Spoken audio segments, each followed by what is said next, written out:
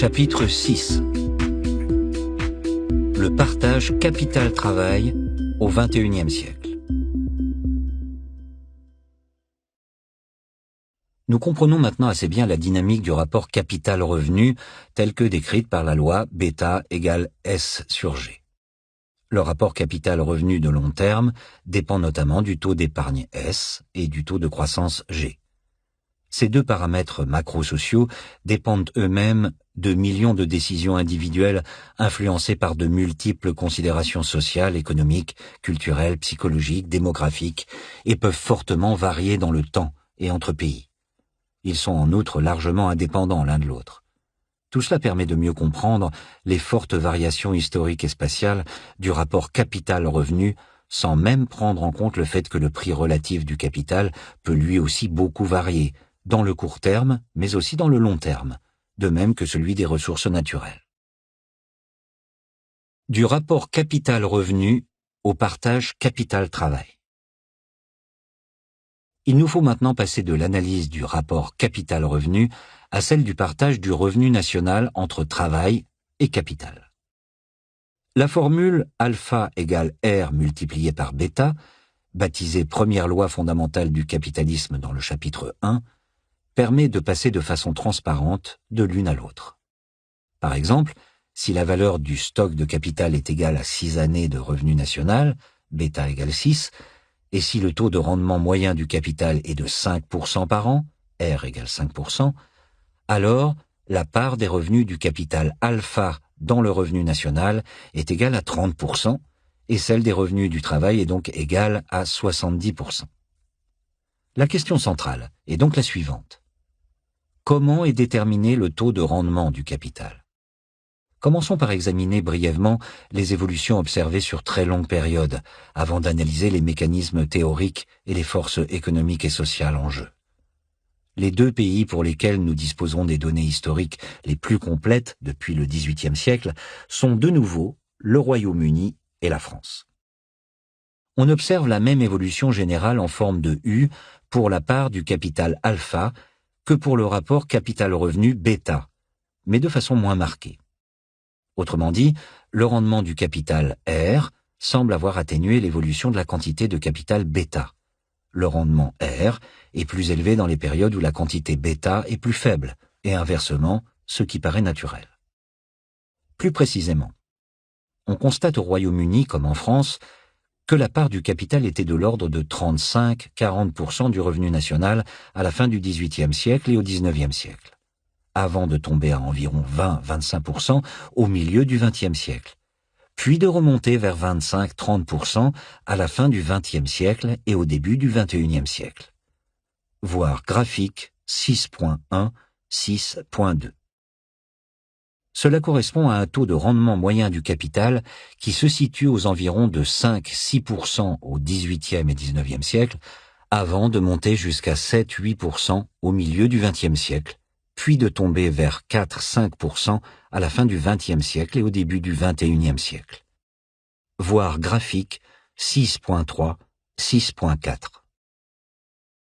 La courbe d'ensemble et les ordres de grandeur que nous venons d'indiquer peuvent être considérés comme fiables et significatifs, au moins en première approximation. Il convient cependant d'en souligner immédiatement les limites et les fragilités. Tout d'abord, comme nous l'avons déjà noté, la notion même de taux de rendement moyen du capital est une construction relativement abstraite. En pratique, le taux de rendement varie fortement suivant les types d'actifs et également suivant la taille du patrimoine individuel. Il est généralement plus facile d'obtenir un bon rendement lorsqu'on part d'un capital élevé, jouant par là même un rôle amplificateur sur les inégalités, comme nous le verrons dans la troisième partie.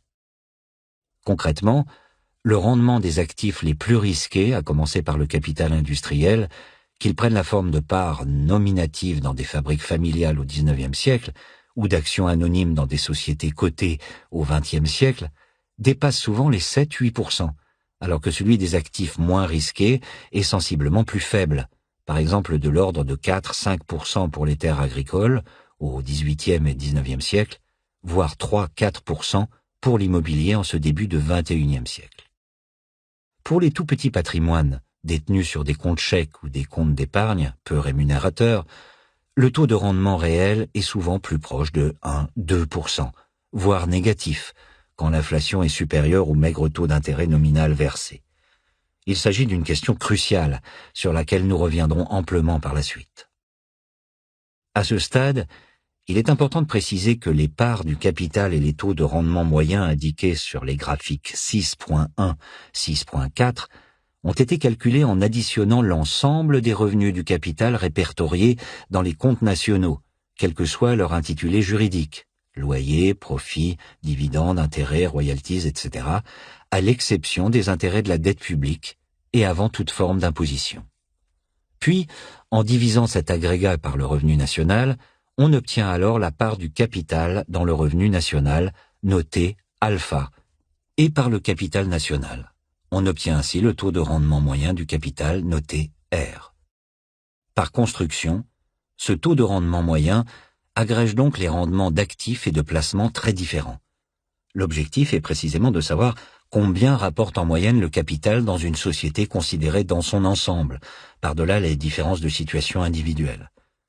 Évidemment, certaines personnes obtiennent mieux que ce rendement moyen et d'autres obtiennent moins bien.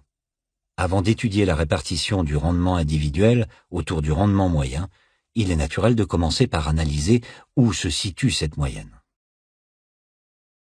Les flux, plus difficiles à estimer que les stocks. Précisons également qu'une limite importante de ce type de calcul concerne les revenus des travailleurs non salariés, au sein desquels il est souvent difficile d'isoler la rémunération du capital. Ce problème est certes moins important aujourd'hui que par le passé, car l'essentiel de l'activité économique privée est maintenant organisé dans le cadre de sociétés anonymes, ou plus généralement de sociétés de capitaux, c'est-à-dire de sociétés où l'on sépare clairement les comptes de l'entreprise et les comptes des personnes qui ont apporté les capitaux, et qui ne sont d'ailleurs engagés qu'à hauteur de leur apport en capital et non plus sur leur denier personnel. C'est la révolution de la société à responsabilité limitée, engagée un peu partout à la fin du XIXe siècle, et où l'on distingue nettement la rémunération du travail, salaire, primes et autres paiements versés à tous ceux qui ont apporté leur travail, y compris les cadres dirigeants, et la rémunération du capital, dividendes, intérêts, profits réinvestis pour accroître la valeur du capital, etc. Il en va différemment dans les sociétés de personnes, et en particulier dans les entreprises individuelles, dont les comptes de la société se confondent parfois avec les comptes personnels du chef d'entreprise, qui est souvent à la fois le propriétaire et l'exploitant. Actuellement, environ 10% de la production intérieure dans les pays riches est réalisée par des travailleurs non salariés au sein d'entreprises individuelles, ce qui correspond approximativement à la part des non-salariés dans la population active. Les travailleurs non salariés sont notamment regroupés dans de petites entreprises de services, commerçants, artisans, restaurateurs, etc., et au sein des professions libérales, médecins, avocats, etc. Pendant longtemps, cela concernait aussi un grand nombre d'exploitants agricoles qui ont aujourd'hui largement disparu. Dans les comptes de ces entreprises individuelles, il est généralement impossible d'isoler la rémunération du capital. Par exemple, les bénéfices d'un radiologue rémunèrent à la fois son travail et les équipements parfois très coûteux qu'il a dû acquérir. Il en va de même pour l'hôtelier ou l'exploitant agricole. C'est pourquoi on parle de revenus mixtes. Les revenus des travailleurs non salariés sont à la fois des revenus du travail et des revenus du capital. On pourrait ainsi parler de revenus entrepreneurial. Afin de répartir les revenus mixtes entre capital et travail, nous avons utilisé la même répartition moyenne capital-travail que pour le reste de l'économie. C'est la solution la moins arbitraire, et elle semble donner des résultats proches de ceux obtenus avec les deux autres méthodes généralement utilisées. Mais cela reste une approximation, puisque par construction, la notion même de frontière entre revenus du capital et du travail n'est pas bien définie au sein des revenus mixtes. Pour la période actuelle, cela ne fait pas beaucoup de différence. Compte tenu du faible poids des revenus mixtes, l'incertitude sur la véritable part du capital ne porte tout au plus que sur 1% ou 2% du revenu national. Pour les périodes plus anciennes, et en particulier pour le XVIIIe et le XIXe siècle, où les revenus mixtes pouvaient représenter plus de la moitié du revenu national, les incertitudes sont potentiellement beaucoup plus importantes. C'est pourquoi les estimations de la part du capital disponible pour les XVIIIe et XIXe siècles ne peuvent être considérées que comme des approximations. Cela ne semble toutefois pas pouvoir remettre en cause le très haut niveau des revenus du capital que nous avons estimé pour cette période, au moins 40% du revenu national. Au Royaume-Uni comme en France, la rente foncière versée aux propriétaires terriens représentait à elle seule de l'ordre de 20% du revenu national au XVIIIe et au début du XIXe siècle. Et tout laisse à penser que le rendement des terres agricoles, environ la moitié du capital national, était légèrement inférieur au rendement moyen du capital, et nettement inférieur au rendement du capital industriel, si l'on en juge par le très haut niveau des profits industriels, en particulier pendant la première moitié du XIXe siècle. Mais les imperfections des données disponibles font qu'il est préférable de donner un intervalle entre 35 et 45% plutôt qu'une seule estimation. Pour le XVIIIe et le XIXe siècle, les estimations de la valeur du stock de capital sont probablement plus précises que celles portant sur les flux de revenus du travail et de revenus du capital. Dans une large mesure, il en va de même aujourd'hui. C'est pourquoi nous avons choisi, dans le cadre de notre enquête, de mettre l'accent sur l'évolution du rapport capital-revenu et non sur le partage capital-travail, comme cela a été fait plus classiquement dans la recherche économique. La notion de rendement pur du capital. L'autre source importante d'incertitude, qui nous conduit à penser que les taux de rendement moyens indiqués sur les graphiques 6.3, 6.4 sont quelque peu surestimés, et à indiquer également ce que l'on peut appeler des taux de rendement pur du capital, provient du fait que les comptes nationaux ne cherchent pas à prendre en compte la réalité suivante: le placement d'un capital requiert en général un minimum de travail, ou au moins d'attention, de la part de son détenteur. Certes, les coûts de gestion et d'intermédiation financière formelle, c'est-à-dire les services de conseil ou de gestion de portefeuille assurés par une banque ou une institution financière officielle, ou bien par une agence immobilière ou un syndic de copropriété, sont évidemment pris en compte et sont toujours déduits des calculs des revenus du capital et du taux de rendement moyen, tels que ceux présentés ici. Mais il n'en va pas de même de l'intermédiation financière informelle, c'est-à-dire le fait que chacun passe du temps, parfois beaucoup de temps, à gérer son propre portefeuille et ses propres affaires, et à déterminer quels sont les investissements les plus profitables. Cela peut s'apparenter dans certains cas à un véritable travail entrepreneurial, ou plutôt un travail d'homme d'affaires. Il est certes très difficile, et en partie arbitraire, de calculer précisément la valeur de ce travail informel, ce qui explique cet oubli des comptes nationaux. Il faudrait en principe mesurer le temps passé et lui attribuer une valeur horaire, par exemple en se fondant sur la rémunération d'un travail équivalent dans le secteur financier ou immobilier formel. On peut aussi imaginer que ces coûts informels sont plus importants dans des périodes de très forte croissance économique ou d'inflation élevée, car de telles périodes exigent sans doute de plus fréquentes réallocations de portefeuille et davantage de temps passé à chercher les meilleures opportunités d'investissement que dans une économie en quasi-stagnation. Par exemple, il est difficile de considérer les rendements moyens de l'ordre de 10% observés en France, et à un degré légèrement moindre au Royaume-Uni, pendant les périodes de reconstruction faisant suite à chacune des deux guerres mondiales. De tels niveaux sont également observés dans des pays émergents en très forte croissance, comme en Chine aujourd'hui, comme un rendement pur du capital. Il est probable que de tels rendements incluent une part non négligeable de rémunération d'un travail informel de type entrepreneurial. À titre illustratif, nous avons indiqué sur les graphiques 6.3, 6.4 des estimations pour le Royaume-Uni et la France du rendement pur du capital aux différentes époques, obtenu en déduisant du rendement moyen observé une estimation plausible, quoique peut-être un peu trop élevée, des coûts informels de gestion, c'est-à-dire de la valeur du temps de travail passé à gérer son patrimoine.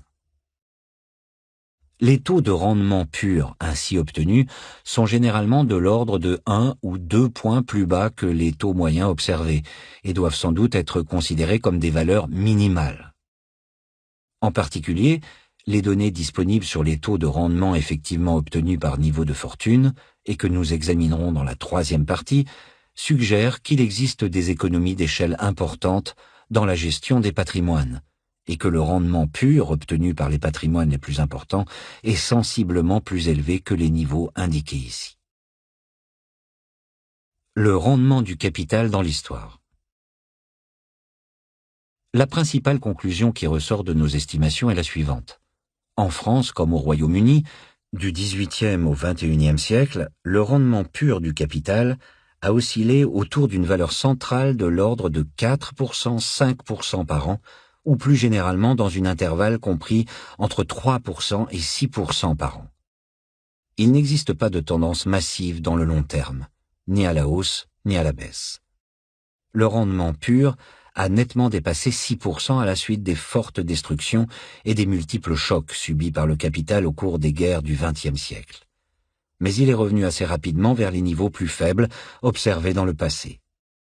Il est possible que le rendement pur du capital ait toutefois légèrement baissé sur très longues périodes.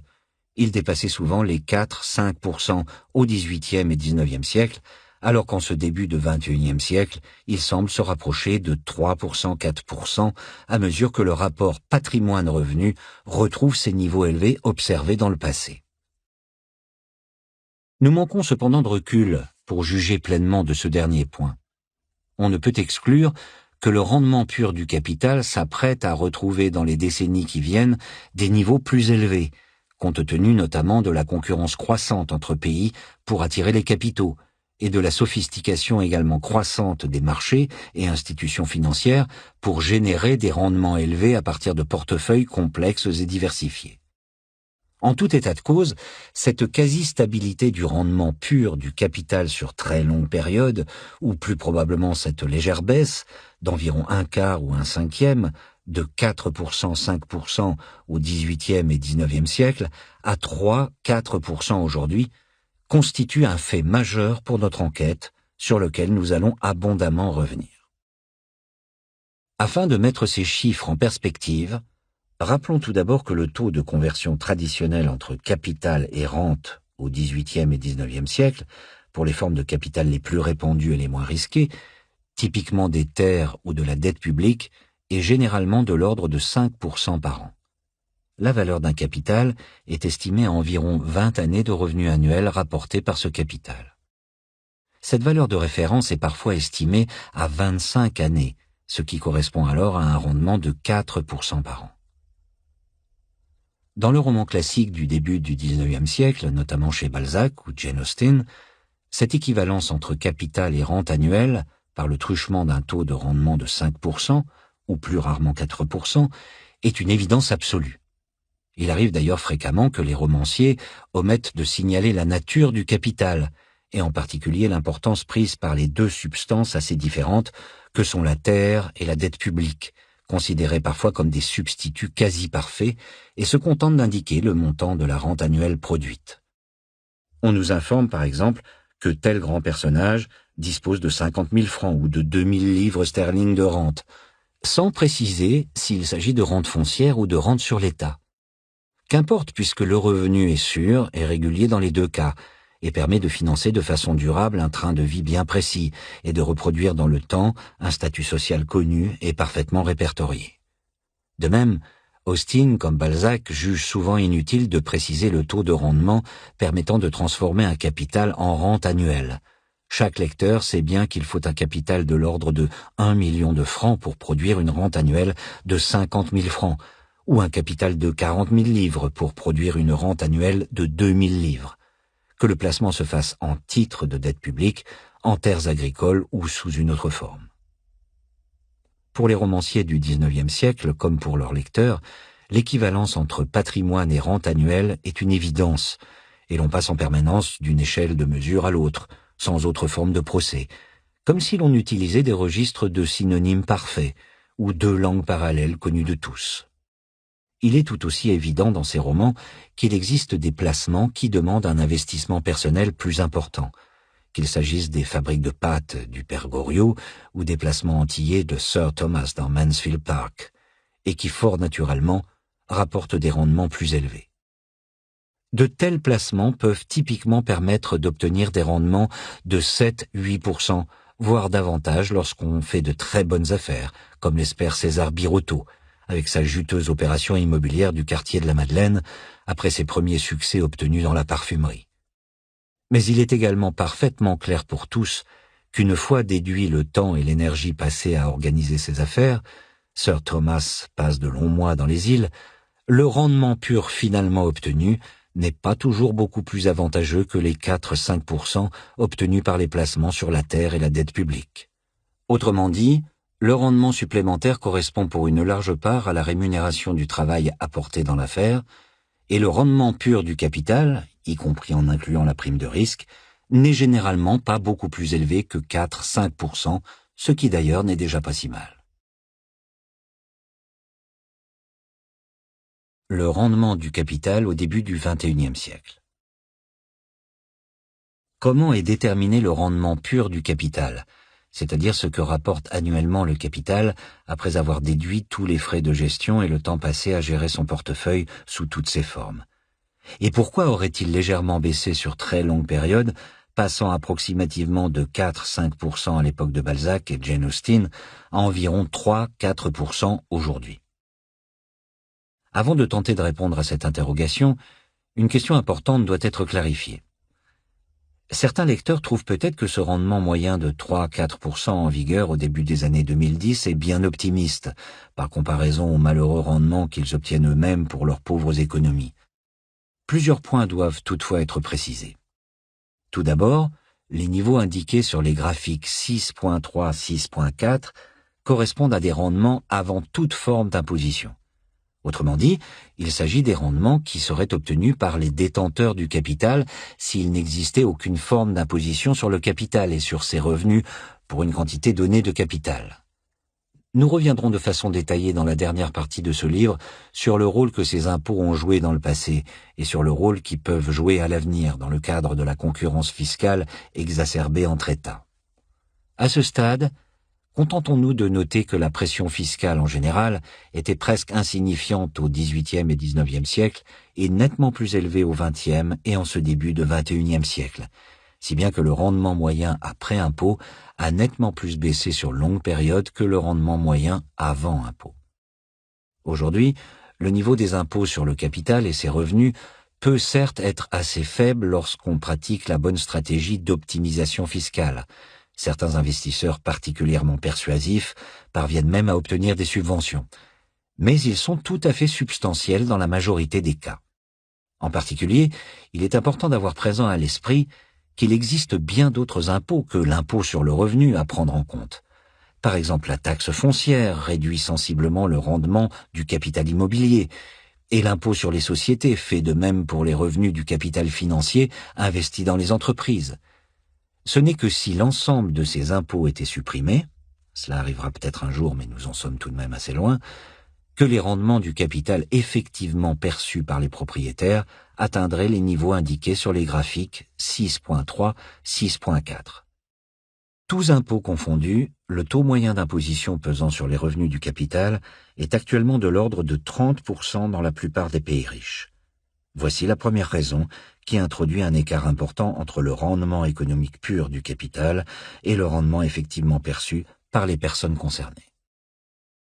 Le second point qu'il nous faut de nouveau rappeler est que ce rendement pur de l'ordre de 3-4% est une moyenne qui dissimule d'énormes disparités. Pour tous ceux qui ont comme seul capital un peu d'argent sur leur compte chèque, le rendement est négatif puisque les sommes en question ne touchent aucun intérêt et sont grignotées chaque année par l'inflation. Les livrets et comptes d'épargne rapportent souvent à peine plus que l'inflation. Le livret A rapporte un taux d'intérêt nominal d'à peine 2% en France en 2013, soit un rendement réel proche de 0%. Mais le fait notable est que même si ces personnes sont importantes en nombre, ce qu'elles possèdent est relativement réduit en masse. Rappelons que le patrimoine dans les pays riches se partage actuellement en deux moitiés approximativement égales ou comparables, l'immobilier et les actifs financiers. Au sein des actifs financiers, les actions, obligations et placements, plans d'épargne et contrats financiers à long terme, par exemple de type assurance vie ou fonds de pension, représente la quasi-totalité des masses en jeu. Les sommes détenues sur les comptes chèques non rémunérés représentent généralement l'équivalent d'à peine 10-20% du revenu national, soit tout au plus 3-4% du total des patrimoines, qui, rappelons-le, représente entre 500 et 600% du revenu national. Si l'on ajoute les livrets d'épargne, alors on atteint guère plus de 30% du revenu national, soit à peine plus de 5% de la totalité des patrimoines. Le fait que les comptes chèques et livrets d'épargne ne rapportent que de très maigres intérêts n'est évidemment pas un détail pour les personnes concernées. Mais du point de vue du rendement moyen du capital, ce fait n'a somme toute qu'une importance limitée. Du point de vue du rendement moyen, il est beaucoup plus important de noter que la valeur locative annuelle de l'immobilier d'habitation, la moitié des patrimoines, représente généralement de l'ordre de 3-4% du prix des biens. Un appartement de 500 000 euros rapporte par exemple un loyer de l'ordre de 15 000-20 000 euros par an, autour de 1 500 euros par mois, ou permet d'économiser un tel loyer pour ceux qui choisissent de l'habiter eux-mêmes, ce qui revient au même. Cela vaut aussi pour les patrimoines immobiliers plus modestes. Un appartement de 100 000 euros rapporte, ou permet d'éviter d'avoir à payer, un loyer d'environ 3 000 euros ou 4 000 euros par an, voire davantage. Ainsi que nous l'avons déjà noté, le rendement locatif atteint parfois 5% sur les petites surfaces. Les rendements obtenus sur les placements financiers, prédominants au sein des patrimoines les plus importants, sont plus élevés encore. C'est l'ensemble de ces placements immobiliers et financiers qui en masse représentent la plus grande partie des patrimoines privés, qui tirent vers le haut le rendement moyen. Actifs réels et actifs nominaux. Le troisième point qui mérite d'être précisé est que les taux de rendement indiqués sur les graphiques 6.3-6.4 doivent absolument être considérés comme des rendements réels. Autrement dit, il serait tout à fait erroné de vouloir déduire le taux d'inflation, typiquement 1%, 2% par an dans les pays riches actuellement, de ces rendements. La raison en est simple et vient d'être évoquée. Dans leur immense majorité, les éléments de patrimoine que détiennent les ménages sont des actifs réels, c'est-à-dire des actifs se rapportant à une activité économique réelle, comme l'immobilier d'habitation ou les actions, et dont le prix évolue donc en fonction de l'évolution de cette activité, et non des actifs nominaux, c'est-à-dire dont la valeur est fixée à la valeur nominale initiale, comme l'argent placé sur un compte chèque, un livret d'épargne ou un bon du trésor non indexé sur l'inflation. La caractéristique des actifs nominaux est d'être soumis à un fort risque inflationniste. Quand on place 10 000 euros sur un compte chèque, un livret d'épargne ou une obligation publique ou privée non indexée, alors ce placement vaut toujours 10 000 euros 10 ans plus tard, même si entre-temps les prix à la consommation ont doublé. Dans ce cas, on dit que la valeur réelle du placement a été divisée par 2. On peut s'acheter 2 fois moins de biens et services qu'avec la somme initialement placée. Cela correspond à un rendement négatif de moins 50% sur 10 ans, qui peut ou non être compensé par les intérêts obtenus au cours de cette période. En général, dans des périodes de forte hausse des prix, le taux d'intérêt nominal, c'est-à-dire avant déduction de l'inflation, monte à des niveaux élevés et le plus souvent à des niveaux supérieurs à l'inflation. Mais tout dépend de la date à laquelle le placement a été réalisé, des anticipations d'inflation que formaient les uns et les autres à ce moment-là, etc. Suivant les cas, le taux d'intérêt réel, c'est-à-dire le rendement réellement obtenu après déduction du taux d'inflation, peut être fortement négatif ou fortement positif. Par exemple, un taux d'intérêt nominal de 5% avec une inflation de 10% correspond à un taux d'intérêt réel de moins 5%, alors qu'un taux d'intérêt nominal de 15% avec une inflation de 5% correspond à un taux d'intérêt réel de plus 10%. En tout état de cause, il faut déduire l'inflation des intérêts pour connaître le rendement réel d'un actif nominal. Il en va tout à fait différemment pour les actifs réels. Le prix des biens immobiliers, de même que le prix des actions, des parts d'entreprise ou des multiples placements financiers et fonds communs de placement investis sur les marchés boursiers, progresse généralement au moins aussi vite que l'indice de prix à la consommation. Autrement dit, non seulement il ne faut pas déduire l'inflation des loyers ou des dividendes perçus chaque année, mais il faut souvent ajouter à ce rendement annuel une plus-value lors de la revente de l'actif, ou parfois déduire une moins-value. Or, le fait essentiel est que ces actifs réels sont beaucoup plus représentatifs que les actifs nominaux. Ils représentent en général plus des 3/4 des actifs totaux détenus par les ménages et parfois les 9/10. Les actifs immobiliers représentent à eux seuls de l'ordre de la moitié des actifs totaux, et au sein des actifs financiers, les actifs réels représentent généralement plus de la moitié du total, et souvent plus des 3/4. Lorsque nous avons étudié l'accumulation du capital dans le chapitre précédent, nous avons conclu que ces différents effets ont tendance à se compenser sur longue période. Concrètement, si l'on prend en compte l'ensemble des actifs, alors en moyenne, sur l'ensemble de la période 1910-2010, le prix des actifs semble avoir progressé au même rythme que l'indice des prix à la consommation, tout du moins en première approximation. Les plus-values ou moins-values peuvent certes être fortes pour telle ou telle catégorie d'actifs, en particulier les actifs nominaux génèrent structurellement des moins-values, compensées par les plus-values des actifs réels, et varient fortement suivant les périodes. Le prix relatif du capital a fortement baissé au cours des années 1910-1950, avant de remonter tendanciellement au cours des années 1950-2010. Dans ces conditions, l'approche la plus raisonnable consiste à considérer que les rendements moyens du capital indiqués sur les graphiques 6.3, 6.4, obtenus, rappelons-le, en divisant le flux annuel de revenus du capital, loyer, dividendes, intérêts, profits, etc., par le stock de capital, donc sans prendre en compte les plus-values ni les moins-values, constituent une bonne estimation du rendement moyen du capital à long terme. Comme nous l'avons expliqué dans le chapitre précédent, cette approche revient toutefois à intégrer dans le taux de rendement la plus-value structurelle correspondant à la capitalisation des bénéfices non distribués dans la valeur des actions, qui est un élément important du rendement des actions sur longue période.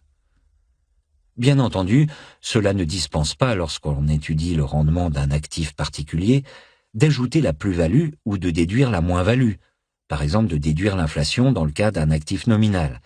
Mais cela n'aurait pas beaucoup de sens de déduire l'inflation de l'ensemble des rendements du capital sans ajouter les plus-values qui en moyenne équilibrent amplement les effets de l'inflation. Entendons-nous bien, il ne s'agit évidemment pas de nier ici que l'inflation puisse parfois avoir des effets réels sur les patrimoines, leur rendement et leur répartition. Simplement, il s'agit davantage d'effets de redistribution au sein des patrimoines que d'effets structurels à long terme. Par exemple, nous avons vu que l'inflation avait joué un rôle central pour réduire à peu de choses la valeur des dettes publiques dans les pays riches à la suite des guerres du XXe siècle. Mais lorsque l'inflation se prolonge durablement à des niveaux élevés, les uns et les autres cherchent à s'en protéger en investissant dans des actifs réels. Or, tout laisse à penser que les patrimoines les plus importants sont souvent les mieux indexés et les plus diversifiés à long terme, et que les patrimoines modestes, typiquement les comptes chèques et les livrets d'épargne, sont les plus durement touchés. On pourrait certes soutenir l'idée selon laquelle le passage d'une inflation quasi nulle au XIXe et jusqu'au début du XXe siècle à une inflation à 2% à la fin du XXe et au début du XXIe siècle a conduit à une légère baisse du rendement pur du capital, dans le sens où il est plus facile d'être un rentier dans un régime d'inflation nulle, le patrimoine issu du passé ne court aucun risque d'être grignoté par l'inflation, alors qu'il faut aujourd'hui passer plus de temps à réallouer son patrimoine, ou à tout le moins à réfléchir à la bonne stratégie de placement. Mais là encore, il n'est pas sûr du tout que les patrimoines les plus élevés soient les plus durement touchés, ni que ce mécanisme soit le plus approprié pour atteindre cet objectif. Nous reviendrons sur cette question essentielle dans la prochaine partie, lorsque nous étudierons la façon dont les rendements effectivement obtenus par les uns et les autres varient avec le niveau de patrimoine, et dans la partie suivante, lorsque nous examinerons et comparerons les différentes institutions et politiques publiques susceptibles d'influer sur la répartition des richesses, au premier rang desquelles se trouvent l'impôt et l'inflation. À ce stade, notons simplement que l'inflation joue avant tout un rôle de redistribution au sein des détenteurs de patrimoine, un rôle parfois souhaitable, parfois moins, que l'éventuel impact de l'inflation sur le rendement moyen du capital ne peut en tout état de cause qu'être relativement limité et bien inférieur à l'effet nominal apparent. Autrement dit, Le fait de faire passer l'inflation de 0% à 2% dans un monde où le rendement du capital était initialement de 4% n'est certainement pas équivalent à une taxe de 50% sur le rendement du capital, pour la bonne et simple raison que le prix des actifs immobiliers et boursiers se mettra lui aussi à croître de 2% par an et que seule une toute petite partie des actifs détenus par les ménages, en gros les encaisses monétaires et une partie des actifs nominaux, paiera la taxe inflationniste. À quoi sert le capital ? Nous venons de voir comment avait évolué le rendement du capital au cours de l'histoire, d'après les meilleures données dont nous disposons. Venons-en maintenant au mécanisme explicatif. Comment est déterminé le taux de rendement du capital en vigueur dans une société donnée ? Quelles sont les principales forces économiques et sociales en jeu ? Comment peut-on rendre compte des évolutions historiques observées ? Et surtout, que peut-on dire au sujet de l'évolution prévisible du taux de rendement du capital au XXIe siècle ? D'après les modèles économiques les plus simples, et sous l'hypothèse d'une concurrence pure et parfaite sur le marché du capital comme sur le marché du travail, le taux de rendement du capital devrait être exactement égal à la productivité marginale du capital, c'est-à-dire la contribution d'une unité de capital supplémentaire au processus de production considéré.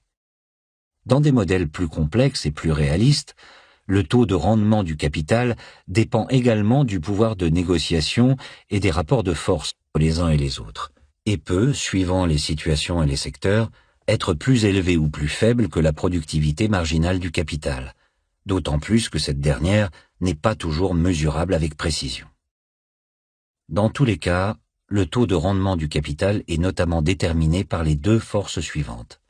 D'une part, par la technologie, à quoi sert le capital, et d'autre part, par l'abondance du stock de capital. Trop de capital tue le capital. La technologie joue naturellement un rôle central. Si le capital ne sert à rien comme facteur de production, alors par définition, sa productivité marginale est nulle.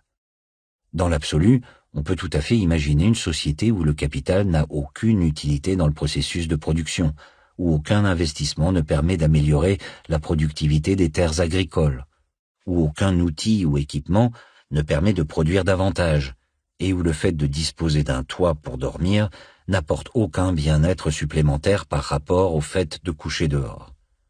Peut-être néanmoins, le capital jouerait-il dans une telle société un rôle important comme pure réserve de valeur.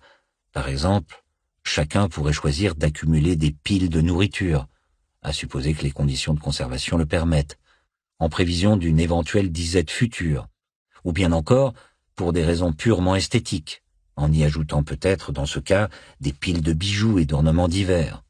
Dans l'absolu, rien n'interdit d'imaginer une société où le rapport capital-revenu bêta serait extrêmement élevé, mais où le rendement du capital R serait rigoureusement nul. Dans ce cas, la part du capital dans le revenu national alpha égale R multiplié par bêta serait elle aussi rigoureusement nulle. Dans une telle société, la totalité du revenu national et de la production irait au travail. Rien n'interdit de l'imaginer, mais dans toutes les sociétés humaines connues, y compris les plus archaïques, les choses se déroulent différemment. Dans toutes les civilisations, le capital remplit deux grandes fonctions économiques. D'une part pour se loger, c'est-à-dire pour produire des services de logement dont la valeur est mesurée par la valeur locative des habitations, c'est la valeur du bien-être apporté par le fait de dormir et vivre sous un toit plutôt que dehors. Et d'autre part, comme facteur de production pour produire d'autres biens et services, dont le processus de production peut nécessiter des terres agricoles, outils, bâtiments, bureaux, machines, équipements, brevets, etc. Historiquement, les premières formes d'accumulation capitalistique semblent concerner à la fois les outils, silex, etc., et les aménagements agricoles, clôtures, irrigation, drainage, etc., ainsi que des rudiments d'habitation, grottes, tentes, cabanes, etc., avant de passer à des formes de plus en plus sophistiquées de capital industriel et professionnel et de locaux d'habitation sans cesse plus élaborés. La notion de productivité marginale du capital. Concrètement, la productivité marginale du capital est définie par la valeur de la production additionnelle apportée par une unité de capital supplémentaire. Supposons par exemple que dans une société agricole, le fait de disposer de l'équivalent de 100 € de terres supplémentaires ou bien de 100 € d'outils supplémentaires compte tenu des prix en vigueur pour la terre et les outils permettent d'augmenter la production de nourriture de l'équivalent de 5 € par an. Toute autre chose égale par ailleurs, en particulier en maintenant constante la qualité de travail utilisée.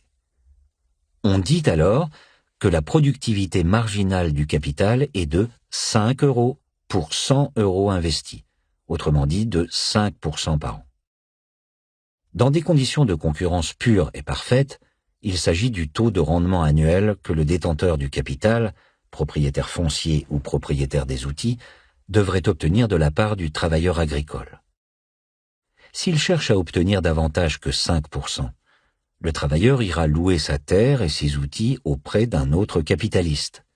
Et si c'est le travailleur qui veut payer moins que 5%, la terre et les outils iront à un autre travailleur.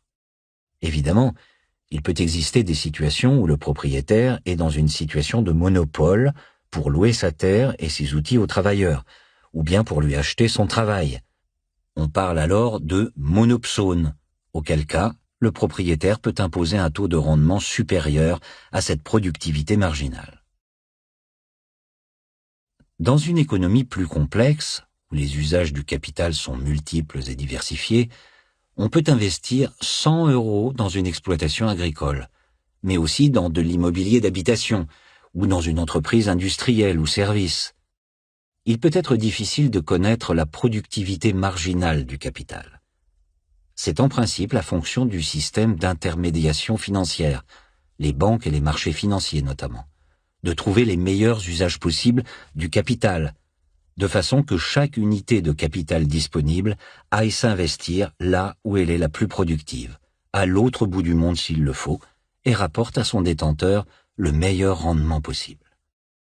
Un marché du capital est dit parfait s'il permet à chaque unité de capital d'aller s'investir dans le meilleur usage possible et d'obtenir la productivité marginale maximale disponible dans l'économie, si possible dans le cadre d'un portefeuille d'investissement parfaitement diversifié, de façon à bénéficier sans aucun risque du rendement moyen de l'économie.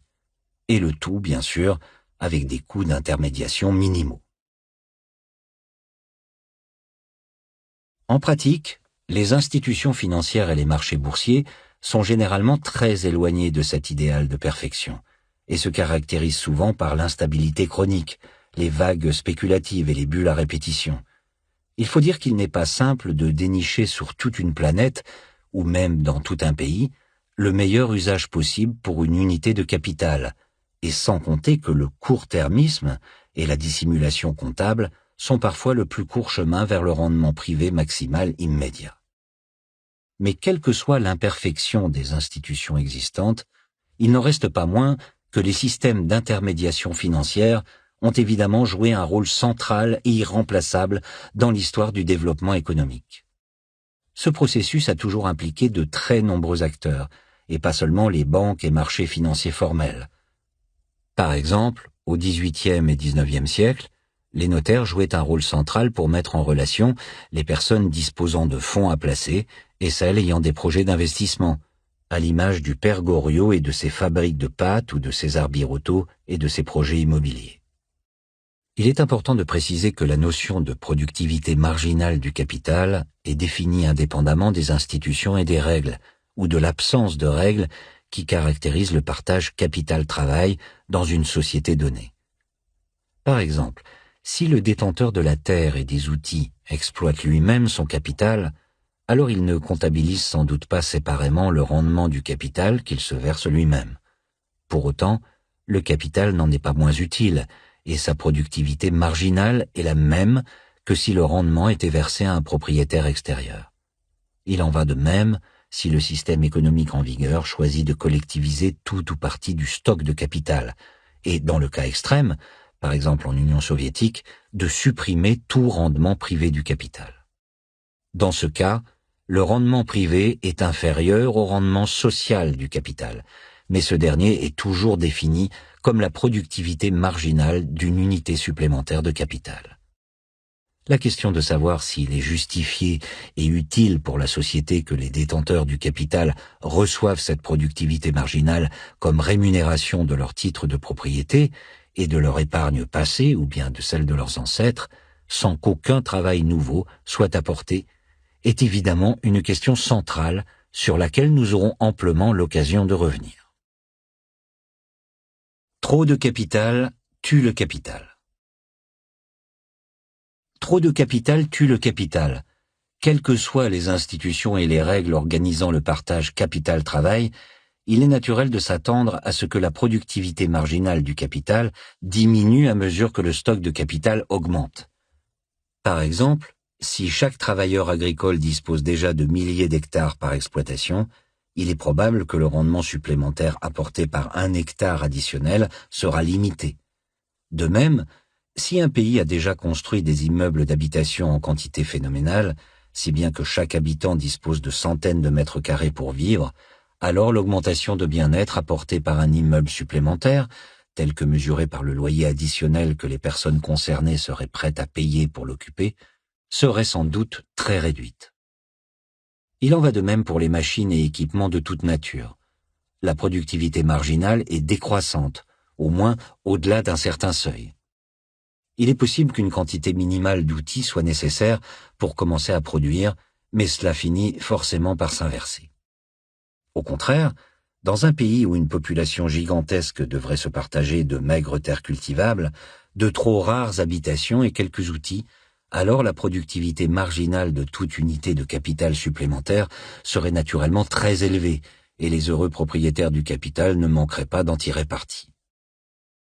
La question intéressante n'est donc pas de savoir si la productivité marginale du capital est décroissante quand le stock de capital augmente, c'est une évidence, mais bien plutôt à quel rythme elle décroît. En particulier, la question centrale est de déterminer avec quelle ampleur le rendement moyen du capital R, à supposer qu'il soit égal à la productivité marginale du capital, diminue quand le rapport capital-revenu bêta augmente. Deux cas peuvent se produire. Si le rendement du capital R chute plus que proportionnellement quand le rapport capital-revenu bêta augmente, par exemple si le rendement est divisé par plus de 2 quand le rapport est multiplié par 2, alors cela signifie que la part des revenus du capital dans le revenu national alpha égale R multiplié par bêta diminue quand bêta augmente. Autrement dit, la diminution du rendement du capital fait plus que compenser l'augmentation du rapport capital-revenu. Inversement, si le rendement R chute moins que proportionnellement quand le rapport augmente, par exemple si le rendement est divisé par moins de 2 quand le rapport est multiplié par 2, alors cela signifie que la part du capital alpha égale R multiplié par bêta augmente quand bêta augmente. Dans ce cas, le mouvement du rendement a simplement pour effet d'amortir et de modérer l'évolution de la part du capital par comparaison à celle du rapport capital-revenu. D'après les évolutions historiques observées au Royaume-Uni et en France, ce second cas de figure semble le plus pertinent à long terme. La part du capital alpha a suivi la même évolution générale en forme de U que le rapport capital-revenu bêta, avec un niveau élevé au XVIIIe et XIXe siècle, une chute au milieu du XXe siècle et une remontée à la fin du XXe et au début du XXIe siècle. L'évolution du taux de rendement moyen du capital R a certes conduit à réduire fortement l'amplitude de cette courbe en U. Le rendement était particulièrement élevé au lendemain de la Seconde Guerre mondiale, quand le capital était peu abondant, conformément au principe de productivité marginale décroissante. Mais cet effet n'a pas été suffisamment fort pour inverser le sens de la courbe en U observée par le rapport capital-revenu bêta et la transformer en une courbe en U inversée au niveau de la part du capital alpha. Il est cependant important d'insister sur le fait que les deux cas sont possibles d'un point de vue théorique. Tout dépend des caprices de la technologie, ou plus précisément, tout dépend de la diversité des techniques disponibles permettant de combiner capital et travail pour produire les différents types de biens et services consommés dans la société considérée. Pour réfléchir à ces questions, les économistes utilisent souvent la notion de fonction de production, qui est une formulation mathématique permettant de résumer de façon synthétique l'état des technologies possibles dans une société donnée.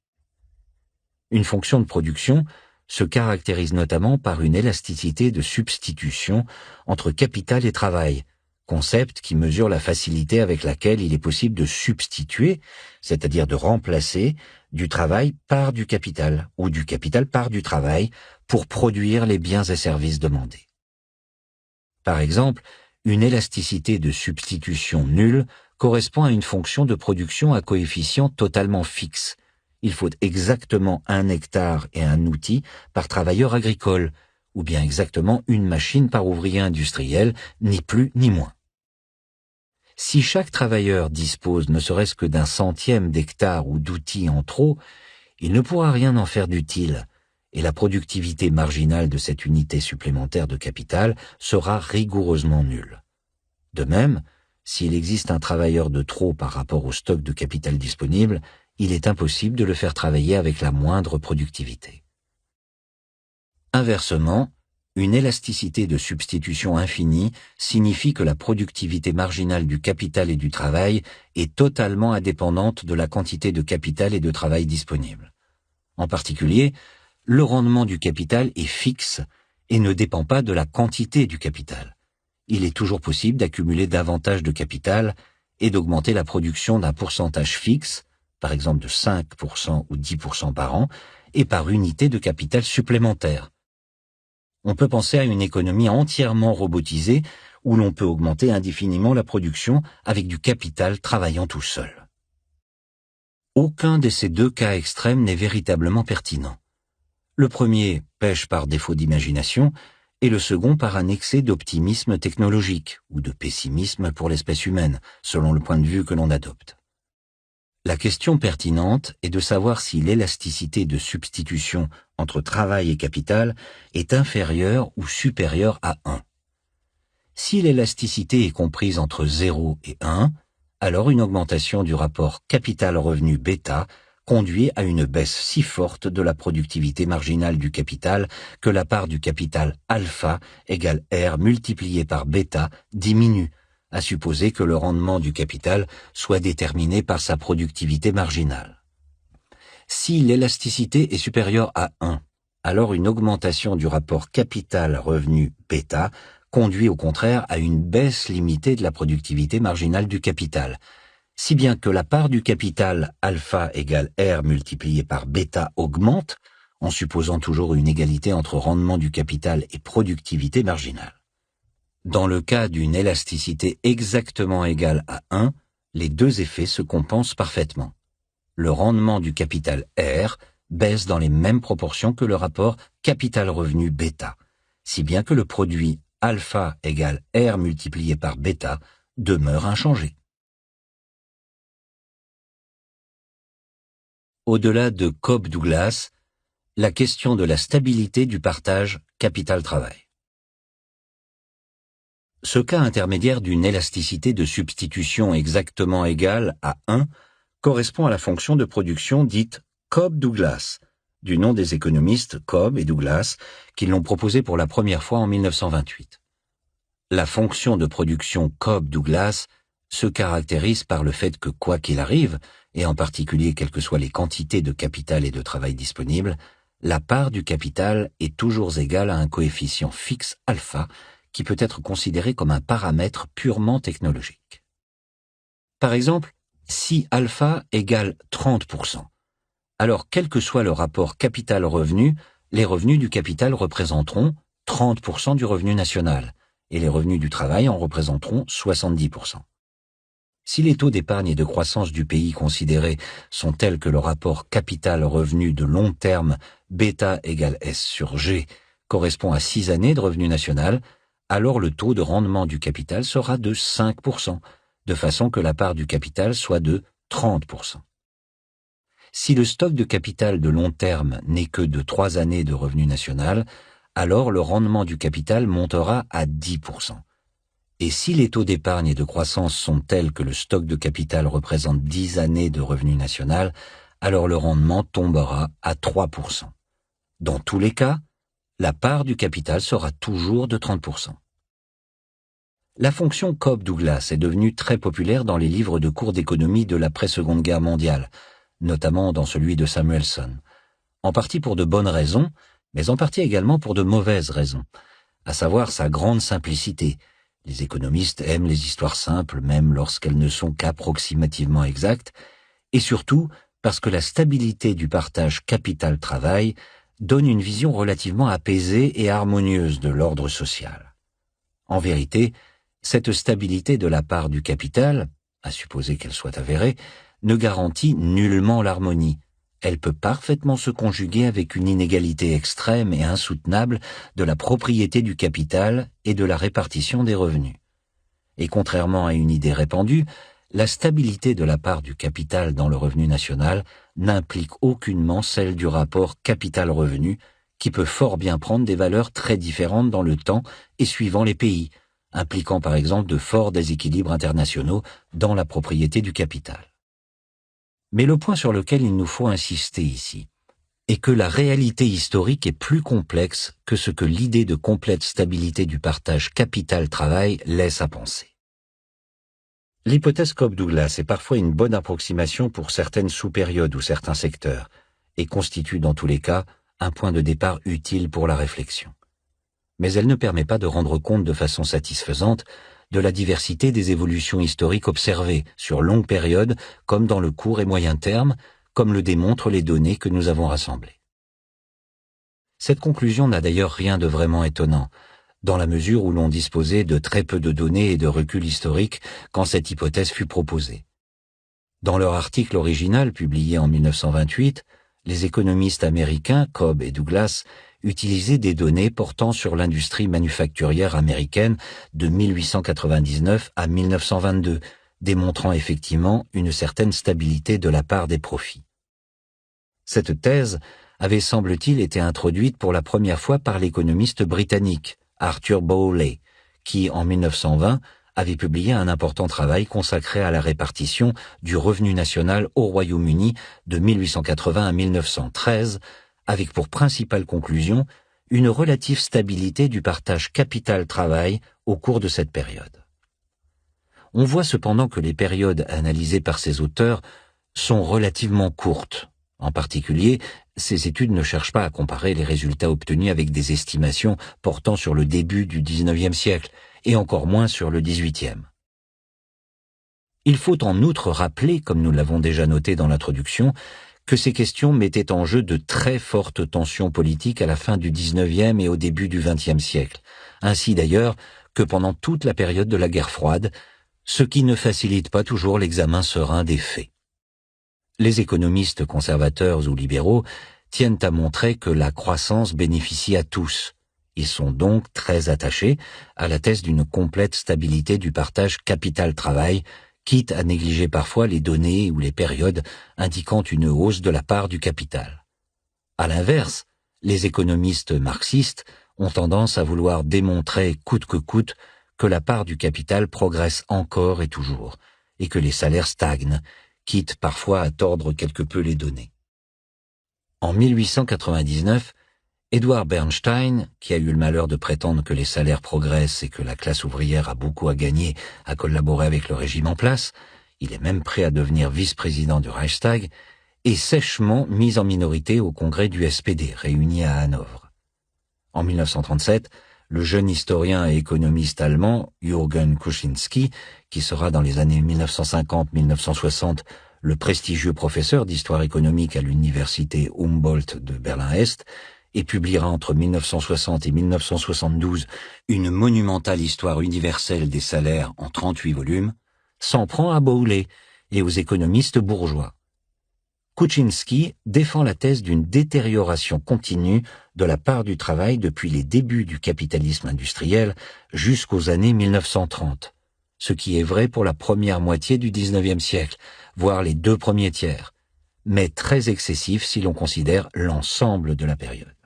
Dans les années qui suivent, la controverse fait rage dans les revues académiques. En 1939, dans l'Economic History Review, habitué à des débats plus feutrés, Frederick Brown prend clairement parti pour Bowley, qualifiés de grands savants et de sérieux statisticiens, alors que Kuczynski ne serait qu'un manipulateur, ce qui est là aussi exagéré. La même année, Keynes se range nettement du côté des économistes bourgeois, en qualifiant la stabilité du partage capital-travail de régularité la mieux établie de toute la science économique. L'affirmation est pour le moins hâtive, puisque Keynes s'appuie pour l'essentiel sur quelques données portant sur l'industrie manufacturière britannique dans les années 1920-1930, ce qui est insuffisant pour établir une régularité universelle. Dans les livres de cours des années 1950-1970, et à dire vrai jusqu'aux années 1980-1990, la thèse d'une complète stabilité du partage capital-travail est généralement présentée comme une certitude, sans malheureusement que la période d'application de cette supposée loi soit toujours précisée très clairement.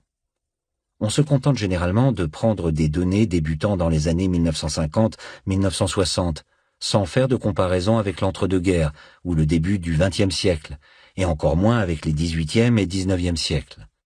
À partir des années 1990-2000, cependant, de nombreuses études mettent au jour la hausse significative de la part des profits et du capital dans le revenu national des pays riches depuis les années 1970-1980 et corrélativement la baisse importante de la part allant au salaire et au travail.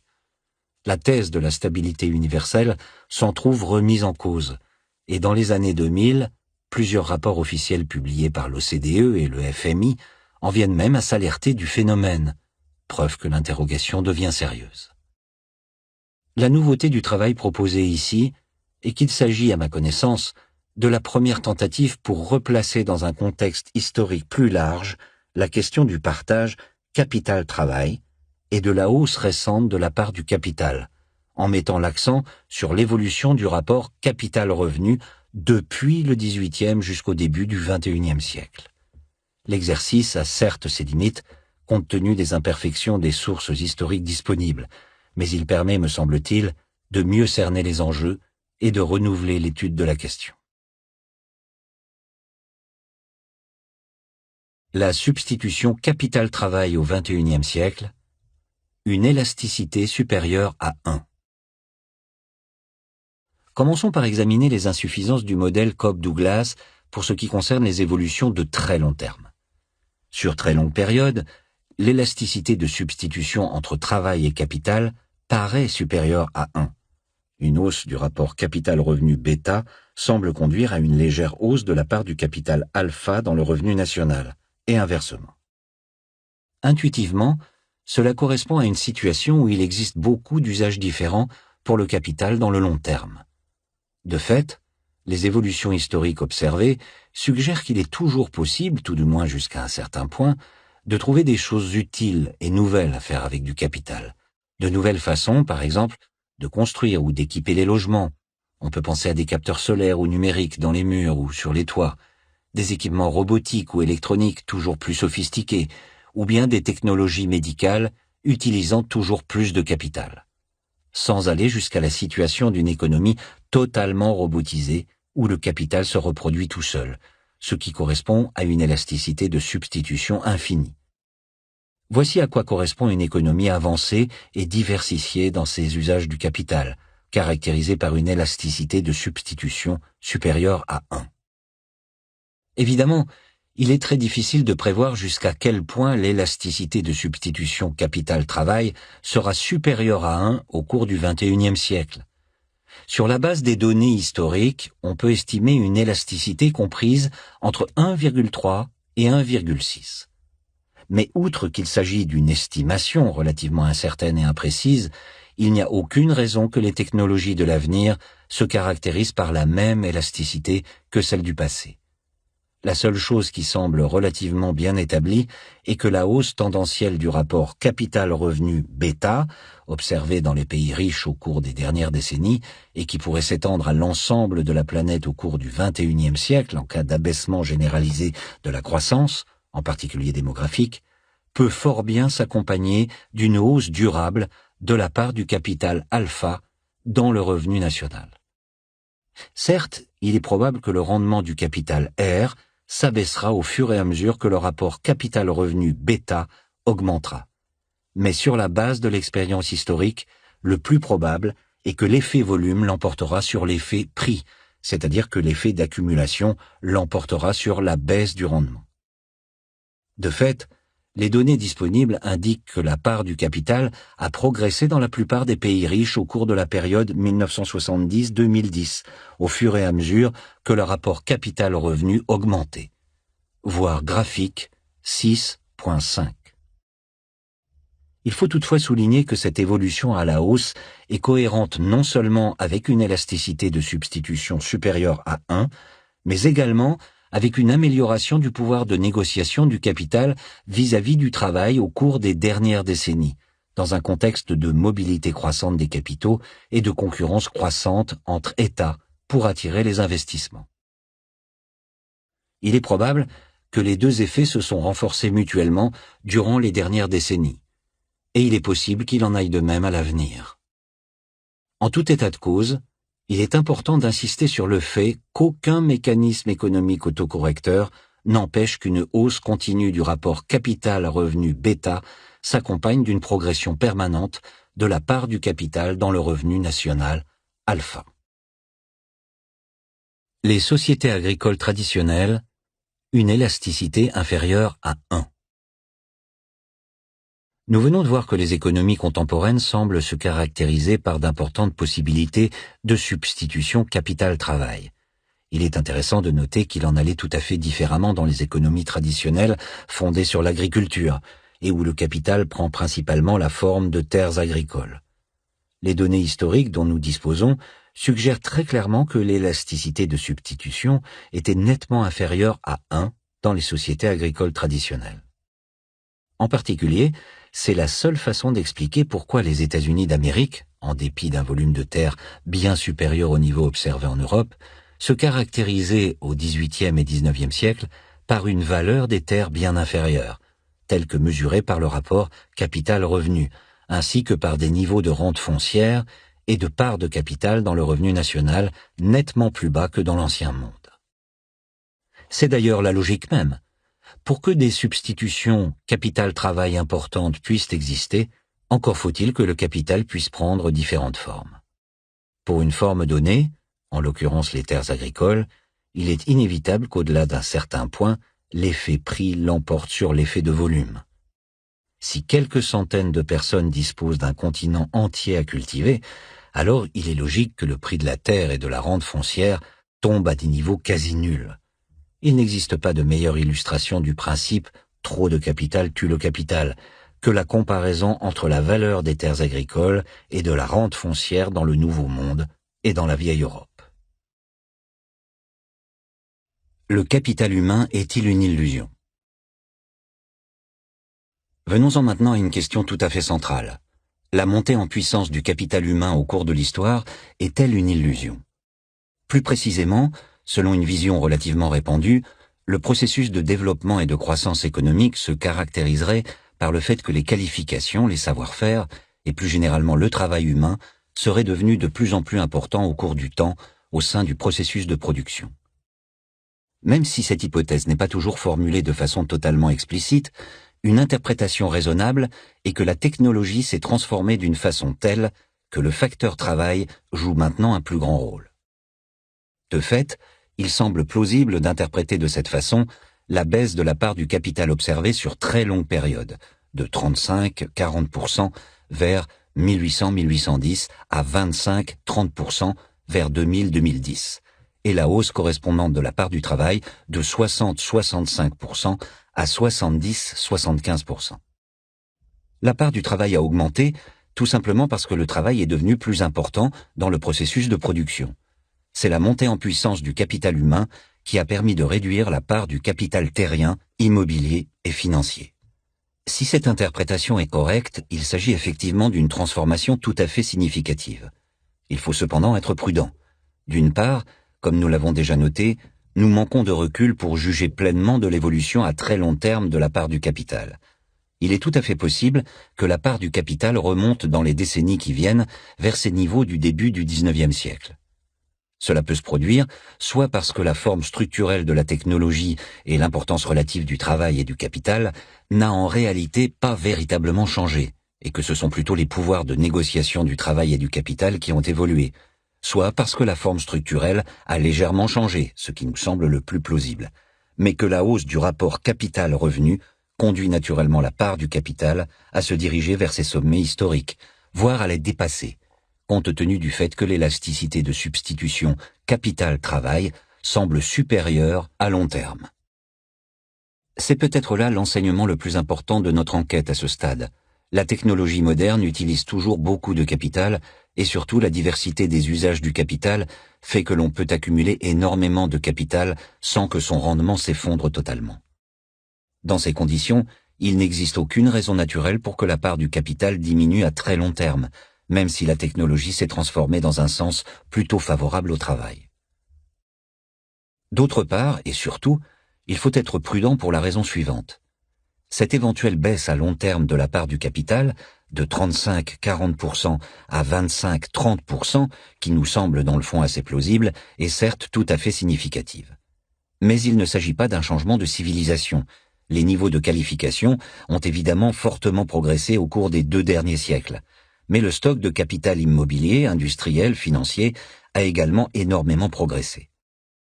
On s'imagine parfois que le capital aurait disparu, que nous serions passés comme par enchantement d'une civilisation fondée sur le capital, l'héritage et la filiation, à une civilisation fondée sur le capital humain et le mérite. Les actionnaires bedonnants auraient été remplacés par les cadres méritants, simplement par la grâce du changement technologique. Nous reviendrons sur cette question quand nous étudierons dans la prochaine partie les inégalités de la répartition des revenus et des patrimoines au niveau individuel. Il nous est impossible d'y répondre correctement à ce stade. Mais nous en savons déjà assez pour mettre en garde contre un optimisme aussi béat. Le capital n'a pas disparu, tout simplement parce qu'il est toujours utile, à peine moins sans doute qu'à l'époque de Balzac et d'Austin, et peut-être même le sera-t-il plus encore dans l'avenir. Les mouvements du partage capital-travail dans le moyen terme. Nous venons de voir que l'hypothèse Cobb-Douglas d'une complète stabilité du partage capital-travail ne permettait pas de rendre compte de façon totalement satisfaisante des évolutions à long terme du partage capital-travail. Il en va de même, et peut-être même davantage encore, pour ce qui concerne les évolutions de court et de moyen terme, et qui peuvent parfois s'étaler sur des périodes relativement longues, en particulier du point de vue des contemporains qui en font partie. Le cas le plus important déjà évoqué dans l'introduction est sans doute celui de la hausse de la part du capital pendant les premières phases de la révolution industrielle, des années 1800-1810 aux années 1850-1860. Au Royaume-Uni, où les données sont les plus complètes, les travaux historiques disponibles, en particulier ceux de Robert Allen, qui a baptisé Angel's Pause cette longue stagnation salariale, suggèrent que la part du capital a progressé de l'ordre de 10 points de revenu national, passant d'environ 35-40% à la fin du XVIIIe et au début du XIXe siècle à 45-50% au milieu du XIXe siècle, au moment où est rédigé le Manifeste communiste et où Marx s'attelle à la rédaction du Capital. D'après les données dont nous disposons, il semblerait que cette hausse ait été approximativement compensée par une baisse comparable de la part du capital au cours des années 1870-1900, puis par une légère hausse en 1900-1910, si bien qu'au final, la part du capital n'était sans doute pas très différente à la Belle Époque que pendant la période révolutionnaire et napoléonienne. Voir graphique 6.1. On peut donc parler de mouvement de moyen terme, et non de mouvement durable de long terme. Il n'en reste pas moins que ce transfert de 10 points de revenu national au cours de la première moitié du XIXe siècle est tout sauf négligeable. Concrètement, l'essentiel de la croissance de la période est allé au profit, et les salaires, objectivement misérables à l'époque, ont stagné. D'après Allen, cette évolution s'explique avant tout par l'afflux de la main-d'œuvre provoqué par l'exode rural, ainsi que par des transformations technologiques augmentant structurellement la productivité du capital dans la fonction de production. Les caprices de la technologie, en somme. Les données historiques disponibles pour la France suggèrent une chronologie similaire. En particulier, toutes les sources indiquent une grande stagnation des salaires ouvriers au cours de la période 1810-1850, alors même que la croissance industrielle bat son plein. Les données rassemblées par Jean Bouvier et François Furet, à partir des comptes de grandes sociétés industrielles françaises du XIXe siècle, confirment également cette chronologie. Hausse de la part des profits jusqu'en 1850-1860, baisse entre 1870 et 1900, nouvelle hausse en 1900-1910. Les données disponibles pour le XVIIIe siècle et la période de la Révolution française suggèrent également une hausse de la part de la rente foncière dans les décennies précédant la Révolution, ce qui paraît cohérent avec les observations d'Arthur Young sur la misère des paysans français, et de fortes hausses de salaire entre 1789 et 1815, qui semblent s'expliquer à la fois par les redistributions de terres et la mobilisation de main-d'œuvre liée au conflit militaire. Vue de la Restauration et de la monarchie de Juillet, la période révolutionnaire et napoléonienne laissera ainsi un bon souvenir aux classes populaires. Afin de bien se rendre compte que ces incessants mouvements de court et moyen terme du partage capital-travail se retrouvent à toutes les époques, nous avons également indiqué sur les graphiques 6.6 à 6.8 l'évolution annuelle du partage capital-travail en France de 1900 à 2010, en séparant d'une part l'évolution du partage profit-salaire de la valeur ajoutée des entreprises, graphique 6.6, et d'autre part l'évolution de la part des loyers dans le revenu national, graphique 6.7. La valeur ajoutée d'une entreprise est définie comme la différence entre ce que lui rapportent ses ventes de biens et services, montant appelé chiffre d'affaires en comptabilité française, sales revenue en anglais, et ce que lui coûtent ses achats à d'autres entreprises, montant appelé consommation intermédiaire. Comme son nom l'indique, cette somme mesure la valeur que l'entreprise a ajoutée au processus de production. La valeur ajoutée permet de payer la masse salariale et le reliquat constitue par définition les profits de l'entreprise. L'étude du partage capital-travail se limite trop souvent à celle du partage profit-salaire, ce qui revient à oublier les loyers. On notera en particulier que le partage profit-salaire a connu 3 phases bien distinctes depuis la Seconde Guerre mondiale, avec une forte hausse de la part des profits de 1945 à 1968, puis une baisse extrêmement prononcée de la part des profits de 1968 à 1983. Et enfin, une remontée très rapide à partir de 1983 et une stabilisation à compter du début des années 1990. La part des profits bruts dans la valeur ajoutée brute des entreprises est passée de 25% en 1982 à 33% en 2010. Nous reviendrons dans les prochains chapitres sur cette chronologie très politique quand nous étudierons la dynamique des inégalités de revenus. On remarquera la hausse continue de la part des loyers depuis 1945, qui est passée de 2% du revenu national en 1948 à 10% en 2010. Ce qui implique que la part du capital, considérée dans son ensemble, a continué de progresser au cours des années 1990-2010, en dépit de la stabilisation de la part des profits. La part des revenus du capital, profits et loyers nets, est passée de 15% du revenu national en 1982 à 27% en 2010. Retour à Marx et à la baisse tendancielle du taux de profit. Au terme de cette quête consacrée à la dynamique historique du rapport capital-revenu et du partage capital-travail, il n'est pas inutile de préciser la relation entre les conclusions que nous avons obtenues et les thèses marxistes. Pour Marx, le mécanisme central par lequel la bourgeoisie produit ses propres fossoyeurs correspond à ce que nous avons appelé dans l'introduction le principe d'accumulation infinie. Les capitalistes accumulent des quantités de capital de plus en plus importantes, ce qui finit par conduire à une baisse inexorable et tendancielle du taux de profit, c'est-à-dire le taux de rendement du capital, et par causer leurs propres pertes. Marx n'utilise pas de modèle mathématique, et sa prose n'est pas toujours limpide, si bien qu'il est difficile de savoir avec certitude ce qu'il avait en tête. Mais une façon logiquement cohérente d'interpréter son propos est de considérer la loi dynamique bêta égale S sur G dans le cas particulier où le taux de croissance G est nul, ou tout du moins très proche de zéro. Rappelons en effet que G mesure le taux de croissance structurel à long terme, c'est-à-dire la somme du taux de croissance de la productivité et de la population.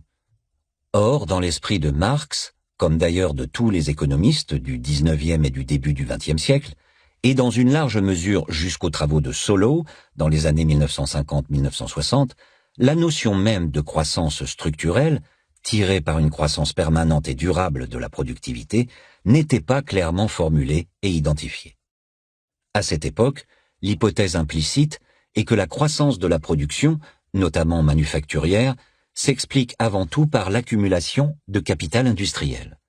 Autrement dit, on produit plus uniquement parce que chaque travailleur dispose de plus de machines et d'équipements, et non parce que la productivité en tant que telle, pour une quantité donnée de travail et de capital, a augmenté.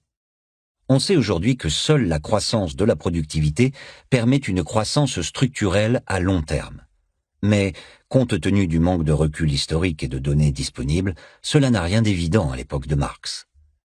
Dans le cas où il n'existe aucune croissance structurelle et où le taux G est rigoureusement nul, on aboutit à une contradiction logique très proche de celle que décrit Marx.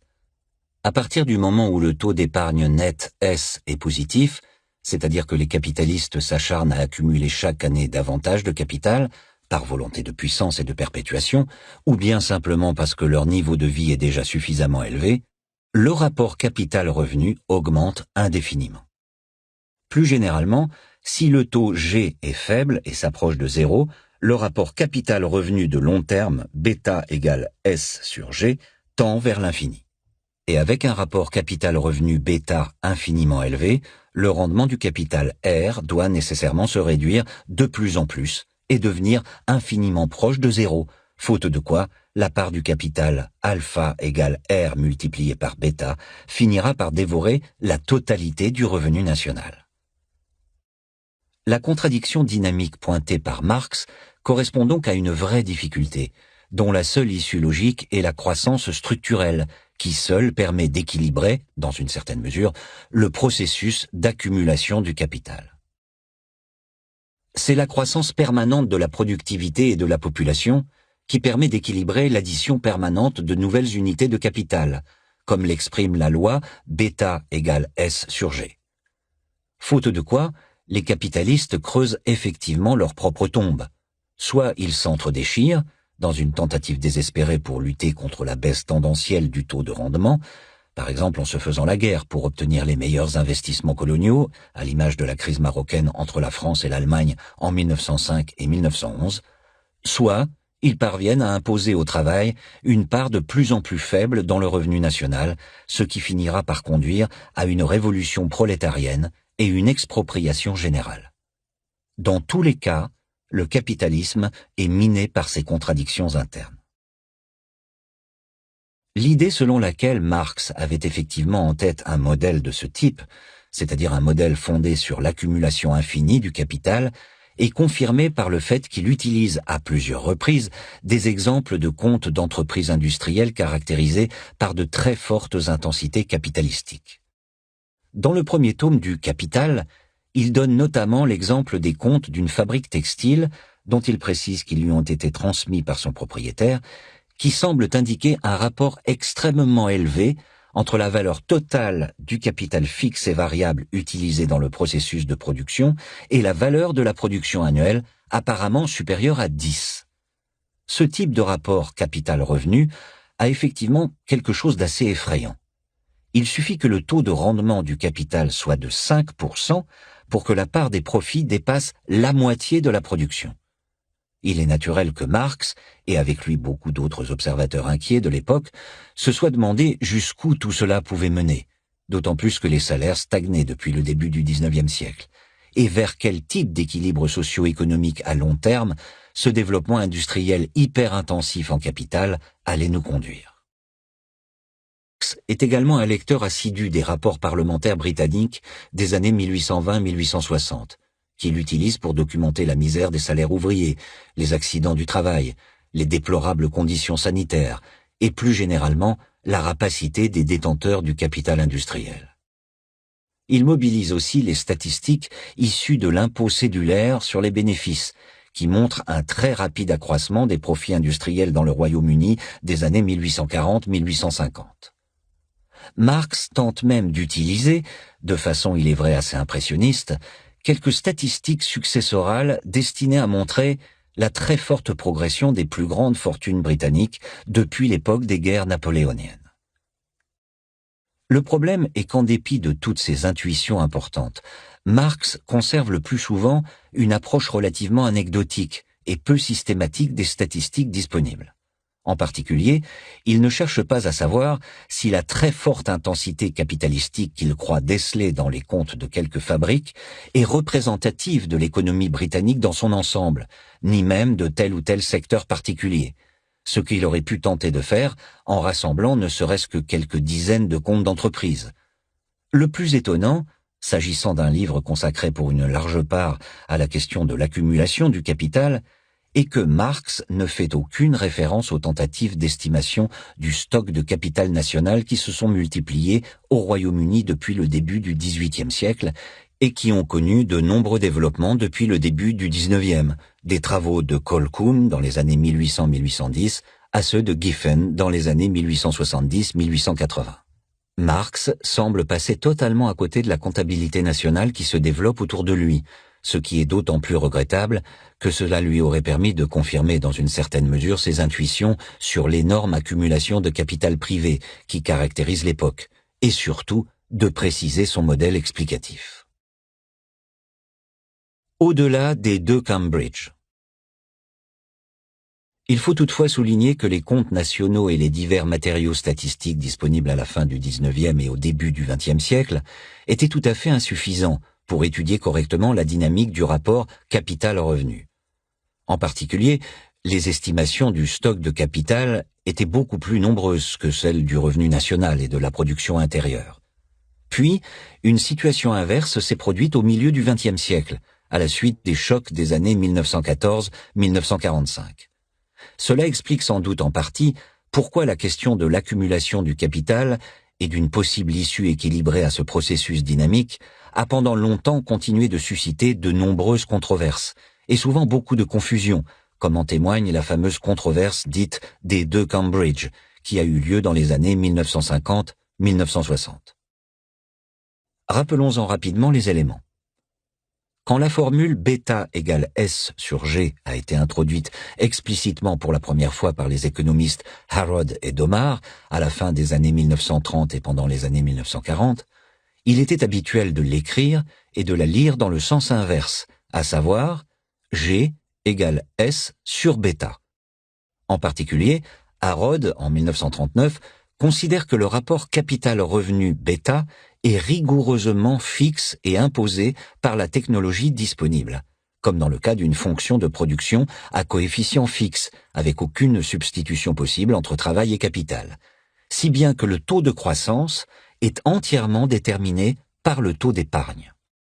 Si le taux d'épargne est de 10% et que la technologie impose un rapport capital-revenu égal à 5, il faut exactement 5 unités de capital pour produire une unité de production, ni plus ni moins, alors le taux de croissance de la capacité productive de l'économie est de 2% par an.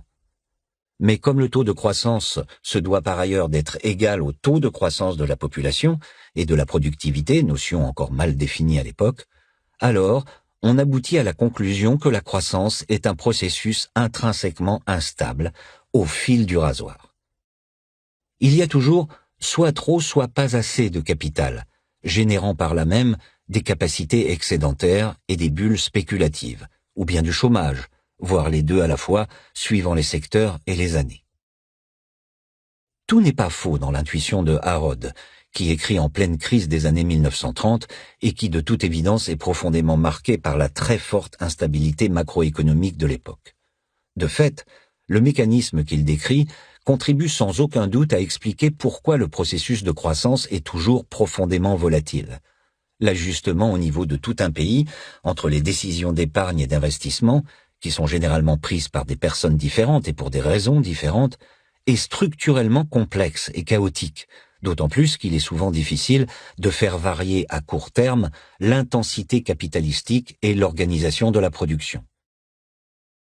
Il n'en reste pas moins que le rapport capital-revenu est relativement flexible à long terme, comme le démontrent sans ambiguïté les très fortes variations historiques que nous avons analysées et qui semblent même indiquer une élasticité de substitution entre travail et capital supérieure à 1 sur longue période. Dès 1948, Domar développe une vision plus optimiste et plus flexible que Harrod de la loi G égale S sur bêta, en insistant sur le fait que le taux d'épargne et le rapport capital-revenu peuvent, dans une certaine mesure, s'ajuster. Mais c'est surtout en 1956 que Solow introduit la fonction de production à facteurs substituables qui permet de renverser la formule et de l'écrire bêta égale S sur G. À long terme, le rapport capital-revenu s'ajuste au taux d'épargne et au taux de croissance structurelle de l'économie, et non l'inverse. Les controverses continuent toutefois dans les années 1950-1960 entre des économistes principalement basés à Cambridge, au Massachusetts, en particulier Solow et Samuelson, qui défendent la fonction de production à facteurs substituables, et des économistes travaillant notamment à Cambridge, au Royaume-Uni, par exemple Robinson, Kaldor et Pasinetti, qui, non sans parfois une certaine confusion, voient dans le modèle de Solow l'affirmation que la croissance est toujours parfaitement équilibrée et la négation de l'importance des fluctuations keynésiennes de court terme. Ce n'est qu'à partir des années 1970-1980 que le modèle dit néoclassique de croissance de Solow s'impose définitivement. Si l'on relit ces échanges avec le recul d'aujourd'hui, il apparaît clairement que cette controverse, qui avait par moments une dimension postcoloniale assez marquée, les économistes américains cherchant à s'émanciper de la tutelle historique des économistes britanniques, qui avaient régné en maître sur la profession depuis Adam Smith, et les Britanniques tentant de défendre la mémoire supposée trahie de Lord Keynes, a davantage contribué à obscurcir la réflexion économique qu'à l'éclaircir. Rien ne justifiait vraiment les suspicions britanniques. Solow, comme Samuelson, était tout à fait convaincu de l'instabilité à court terme du processus de croissance et de la nécessité de poursuivre des politiques keynésiennes de stabilisation macroéconomique, et voyait la loi bêta égale S sur G uniquement comme une loi de long terme. Les économistes américains, dont certains étaient nés en Europe, comme Modigliani, avaient cependant parfois tendance à exagérer la portée de leurs découvertes au sujet du sentier de croissance équilibrée. La loi bêta égale S sur G décrit certes un chemin de croissance où toutes les grandeurs macroéconomiques, stock de capital et flux de revenus et de production, progressent au même rythme à long terme. Mais au-delà de la question de la volatilité à court terme, cette croissance équilibrée ne garantit aucune harmonie particulière au niveau de la répartition des richesses, et en particulier n'implique en aucune façon la disparition, ni même la diminution, de l'inégalité de la propriété du capital. Et, contrairement à une idée répandue jusque tout récemment, la loi bêta égale S sur G n'empêche nullement de très fortes variations dans le temps et entre pays du rapport capital-revenu, bien au contraire. Il me semble que la virulence et le caractère parfois un peu stérile de cette controverse des deux Cambridge s'expliquent en partie par le fait que les uns et les autres ne disposaient pas de données historiques satisfaisantes permettant de préciser les termes du débat. Il est frappant de voir à quel point les participants à cette controverse ont peu recours aux estimations du capital national faites avant la Première Guerre mondiale, qui, sans doute, leur semblent trop incomparables aux réalités des années 1950-1960. Les guerres ont créé une discontinuité tellement forte dans l'analyse conceptuelle et le cadre statistique qu'elles semblent empêcher pour un temps d'avoir une perspective de long terme sur cette question, notamment du point de vue européen. Le retour du capital en régime de croissance faible. À dire vrai, ce n'est que depuis la fin du XXe et le tout début du XXIe siècle que nous disposons des données statistiques et surtout du recul historique indispensable permettant d'analyser correctement la dynamique sur longue période du rapport capital-revenu et du partage capital-travail. Concrètement, les données que nous avons rassemblées et le recul historique dont nous avons la chance de disposer, recul toujours insuffisant certes, mais par définition supérieur à celui dont bénéficiaient les auteurs précédents, nous conduisent aux conclusions suivantes. Tout d'abord, le retour à un régime historique de croissance faible, et en particulier de croissance démographique nulle, voire négative, conduit logiquement au retour du capital. Cette tendance à la reconstitution de stocks de capital très élevés dans des sociétés de faible croissance est exprimée par la loi bêta égale S sur G et peut se résumer ainsi: dans des sociétés stagnantes, les patrimoines issus du passé prennent naturellement une importance considérable. En Europe, le rapport capital-revenu a déjà retrouvé en ce début du XXIe siècle des niveaux de l'ordre de 5-6 années de revenu national à peine inférieurs à ceux observés au XVIIIe et XIXe siècle et jusqu'à la veille de la Première Guerre mondiale. Au niveau mondial, il est tout à fait possible que le rapport capital-revenu atteigne ou même dépasse ce type de niveau au cours du XXIe siècle. Si le taux d'épargne se maintient autour de 10%, et si le taux de croissance se stabilise autour de 1,5% à très long terme, compte tenu de la stagnation démographique et du ralentissement du progrès économique, alors le stock mondial de capital atteindra logiquement l'équivalent de 6-7 années de revenus. Et si la croissance s'abaisse à 1%, alors le stock de capital pourrait atteindre l'équivalent de 10 années de revenus.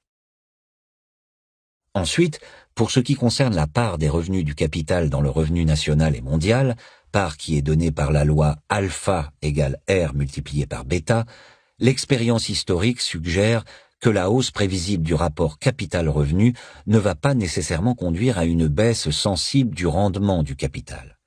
Il existe en effet de multiples usages du capital à très long terme, ce que l'on peut résumer en notant que l'élasticité de substitution entre capital et travail est sans doute supérieure à 1 sur longue période. Le plus probable est que la baisse du revenu sera plus faible que la hausse du rapport capital-revenu, si bien que la part du capital augmentera. Avec un rapport capital-revenu de l'ordre de 7-8 années et un taux de rendement mondial du capital d'environ 4-5%, alors la part du capital pourrait se situer autour de 30-40% du revenu mondial, soit à un niveau voisin de celui observé au XVIIIe et XIXe siècle, et pourrait même le dépasser. Comme nous l'avons noté plus haut, il est également possible que les transformations technologiques à très long terme favorisent légèrement le travail humain par rapport au capital, provoquant par là même une baisse du rendement et de la part du capital. Mais cet éventuel effet à long terme semble d'une ampleur limitée, et il est possible qu'il soit plus que compensé par d'autres forces allant en sens inverse, comme la sophistication croissante des systèmes d'intermédiation financière, ainsi que la concurrence internationale pour attirer les capitaux. Les caprices de la technologie. Récapitulons. La principale leçon de cette deuxième partie est sans doute qu'il n'existe aucune force naturelle réduisant nécessairement l'importance du capital et des revenus issus de la propriété du capital au cours de l'histoire. Dans les décennies de l'après-guerre, on s'est pris à penser que le triomphe du capital humain sur le capital au sens traditionnel, c'est-à-dire sur le capital terrien, immobilier et financier, était un processus naturel et irréversible, dû peut-être à la technologie et à des forces purement économiques. À dire vrai, certains se disaient déjà que les forces proprement politiques étaient centrales. Nous confirmons pleinement ce point de vue. La marche en avant vers la rationalité économique et technologique n'implique pas nécessairement une marche en avant vers la rationalité démocratique et méritocratique. La raison principale en est simple. La technologie, de même que le marché, ne connaît ni limite ni morale. L'évolution technologique a certes entraîné des besoins de plus en plus importants en qualification et en compétences humaines, mais elle a également augmenté les besoins en bâtiments, en logements d'habitation, en bureaux, en équipements de toute nature, en brevets, et pour finir, la valeur totale de tous ces éléments de capital non humain, immobilier, professionnel, industriel, financier, a progressé presque aussi vite que la production et le revenu national sur longue période. De même, la masse des revenus rémunérant ces différentes formes de capital a progressé presque aussi vite que la masse des revenus du travail. Si l'on souhaite véritablement fonder un ordre social plus juste et rationnel, fondé sur l'utilité commune, il n'est pas suffisant de s'en remettre aux caprices de la technologie. Pour résumer, la croissance moderne, qui est fondée sur la croissance de la productivité et la diffusion des connaissances, a permis d'éviter l'apocalypse marxiste et d'équilibrer le processus d'accumulation du capital. Mais elle n'a pas modifié les structures profondes du capital, ou tout du moins, elle n'a pas véritablement réduit son importance macroéconomique relativement au travail. Il nous faut maintenant étudier s'il en va de même pour l'inégalité de la répartition des revenus et des patrimoines. Dans quelle mesure les structures des inégalités face au travail et face au capital se sont-elles véritablement transformées depuis le XIXe siècle ?